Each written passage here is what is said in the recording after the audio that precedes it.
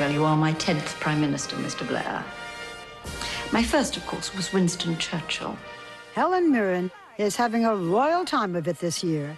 She has played the Queen of England. No member of the royal family will speak publicly about this. This is a private matter. And the Queen of England. But I have the heart and stomach of a king!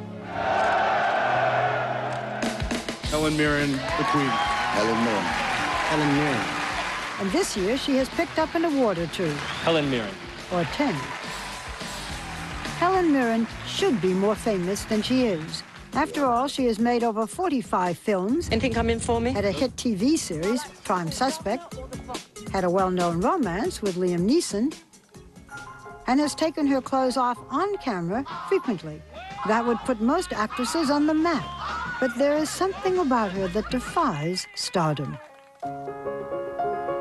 Her family were members of London's working classes. Though her father was formerly Russian aristocracy, her parents hated the British royal family and all they stood for. They watched no television or movies, so Helen's foray into acting was considered fanciful and frivolous.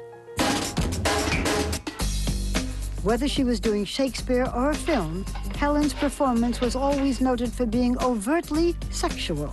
This is her first film, Age of Consent. She is 24. You're a great girl, Cora. It's all on account of you. She has, over the last 3 decades, starred in some great films. Go away. I'll be out in a minute. I need you. And some not so great. In 1984, she was invited to a casting call for the movie White Nights, where she met the man who would become her husband, director Taylor Hackford. Our relationship at the beginning was physical. I mean, she is very sexy, and I completely fell for her. But I discovered after that the substance.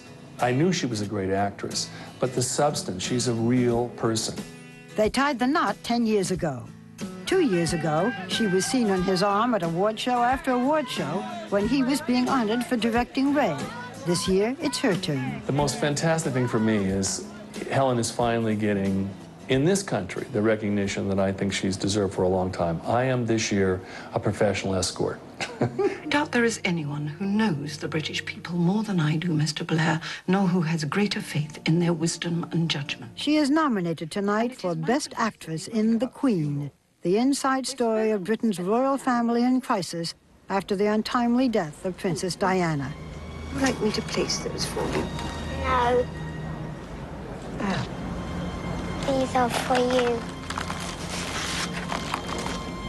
For me? Helen breathes life into Queen Elizabeth II, a woman known for being strong, stoic, and dutiful. Nowadays, Interesting that the biggest role of her life would be her least sexual. The Queen has finally transformed Helen Mirren into Hollywood royalty. How would winning an Academy Award change your life or your career, or would it? I'd probably make a little bit more money. For a short time, because I think even that is fleeting. All of these things are fleeting. Yeah. If you don't win, though, is it terrible? No, because usually you have a pretty good idea going into it, whether, you know, you get a sense of what's going to happen. So it's quite relaxing to kind of know that you're probably not going to win. No, wait, you don't think that you're probably not going to win? This time, I'm not relaxed. Let's put it that way. Okay, so that's a good thing. That's a good thing. Do you need dress after dress after dress this year?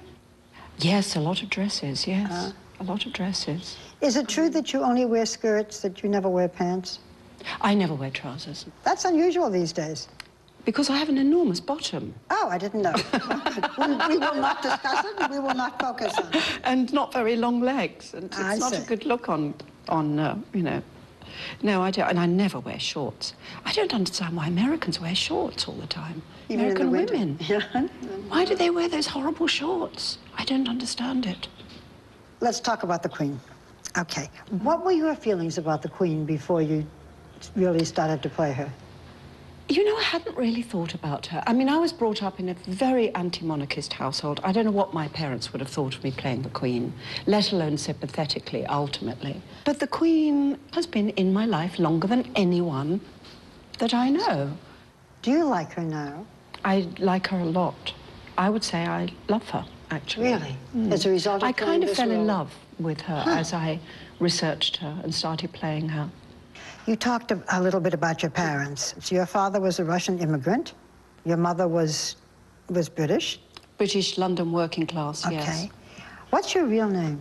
Elena Lydia Mironovna. Well, Helen Lydia Mironovna, really. Yeah. Did you grow up in a house of culture? Did you grow up where anybody ever thought that you might be an actress, or was that totally foreign? It wasn't foreign, but it was undesirable. Oh, really? Because just for pure economic reasons. You had to earn a living. You had to earn a living. None of this foolishness. Yes, none of this foolishness. But just 2 years ago, I finally kind of sat back and thought, you know what, you've done great. You've done great. You've had an incredibly successful career. Now it's time to let go of that kind of ambition, of the sort of, I want more, I want more. And I said, you know, I'm very happy as I am. This is just fine. I'm never going to be the kind of actress who has, I'll probably always be admired, but I'll never have that kind of recognition. Go no, as they say, and now look. Go, you let go and it you comes. let go and it comes. Extraordinary. For so many years, you played very sensuous, very sexy women. Was this you in real life? This sensuous, sexy, you disrobed in many films? I took my kit off, took my kit off, as we say. Yes, you did, many times. Yeah. Yes, I did. Now you're 61. Would you take it all off again? Yes. Yes, absolutely. It's great that it's not related to sexuality anymore. That's what's great. Very liberating. I want to talk about men and marriage. You didn't get married until you were 52. Were you just sort of against marriage? I wasn't against marriage. You were in I your was quite... 50s when you got married, Yes, right? I was, yes, yeah. I wasn't against it. I mean, I always said it... I used to say it's like turnips. I don't like turnips very much. I've got nothing against turnips. I just don't personally like them. They don't suit me. When you met Taylor Hackford, what'd you think of him? I didn't like him very much. Great beginning. Did he go after you? I'm not going to tell you. Oh, shucks. Well, that's what I want to hear the most. Of course you do. I'll tell you later. Okay. But you're glad you got married. I'm so happy I got married. And those words, which I always thought I would never use, my husband, you know, I say it all the time now. And I couldn't wait to start using it. And when I woke up, I said, that's my husband. Wow, my husband. You're going to go to the Academy Awards. With my husband. With your husband. Yeah. Do you feel, perhaps, as the result of this great success, that the best is yet to come? No. You don't? No. I think that this is probably the best. You know, you have to allow life to play itself out, don't you? You can't... And one thing you learn is that it doesn't stop. It moves on. And I'm happy about that. I like that. I like the adventure of life and to see what's coming next. It's fine. I can't wait to see what happens next. Eddie, when I interviewed you in 1980,